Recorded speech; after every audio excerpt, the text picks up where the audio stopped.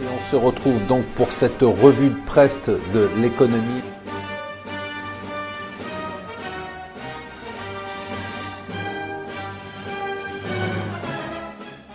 Bonjour et bienvenue sur Mon Financier pour le Morning Zapping. Nous sommes le mercredi 14 février. Allez, on commence pour cette Saint-Valentin par une excellente nouvelle. Les Échos, la France en emploi privé efface 10 ans de crise. Ça y est, on est revenu en emploi privé au niveau d'avant fin 2007, avant la crise. C'est quand même une extrêmement bonne nouvelle. L'autre nouvelle du jour, c'est bien évidemment tous les yeux. C'est marrant, hein, on avait ça sur les chiffres de l'emploi pendant de nombreuses années, des décennies même.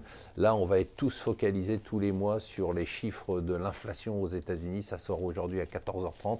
Les marchés attendent ça avec fébrilité parce que si jamais, bien évidemment, les chiffres sont supérieurs à ce qu'on attendait, on va avoir une dégringolade à nouveau. Si par contre les chiffres sont inférieurs, eh bien les marchés vont repartir vers la hausse. Nous, on attend d'avoir ces chiffres avant de se prononcer. Alors par contre, le beat total, hein, l'annonce du plan Trump, c'était le deuxième volet, hein, la deuxième flèche de les Trumponomics, hein, après la baisse des impôts qui ont eu un effet spectaculaire. Là, c'est le beat total parce que sur les 1500 milliards de dollars, en fait, l'État ne mettrait que 200 milliards.